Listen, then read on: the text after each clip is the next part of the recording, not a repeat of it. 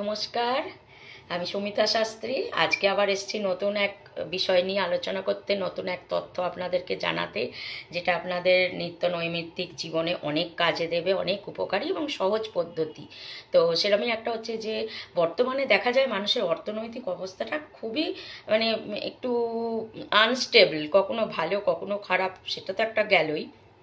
অনেকের আছে ভালো হচ্ছেই না, ক্রমশই খারাপ খারাপ খারাপ হতে হতে একদম তলানিতে গিয়ে ঠেকছে। এইরকম যদি কারোর ঘটনা ঘটতে থাকে তো তারা মানসিকভাবে কষ্ট পাবেন না, তারা এই টিপসটা করুন আপনারা কিন্তু, এবং বিশ্বাস রেখে করবেন, তাহলে কিন্তু আপনারা অনেকখানি উপকার পাবেন। এই টিপসটা হচ্ছে যে প্রত্যেক শুক্রবার করে সন্ধ্যাবেলায় তুলসী মঞ্চে ঘিয়ের প্রদীপ আপনাকে জ্বালতে হবে, এবং আপনার মনস্কামনার কথা তুলসী দেবীর কাছে আপনাকে প্রার্থনা করতে হবে যে আমাকে এই সমস্যার থেকে মুক্ত করো। আপনার যেটা মন চাইবে আপনি সেইভাবে সেটা বলবেন, কিন্তু প্রত্যেক শুক্রবার নিয়ম মেনে সন্ধ্যাবেলায় তুলসী মঞ্চে ঘিয়ের প্রদীপ জ্বালতে হবে। তেল টেল দিয়ে জেলে দিলেন বা কোনোবার একটা মোমবাতি জেলে দিলেন তা নয়, নিয়ম করে ঘিয়ের প্রদীপ আপনাকে ওখানে জ্বালতে হবে।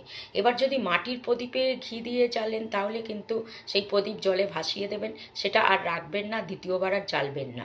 আর যদি আপনি পেতলের প্রদীপে জ্বালেন বা স্টিলের প্রদীপে, কোনো মেটালের প্রদীপে আপনি ঘি দিয়ে জ্বালেন, তাহলে সেটা আপনি আবার দ্বিতীয়বার ব্যবহার করতে পারবেন।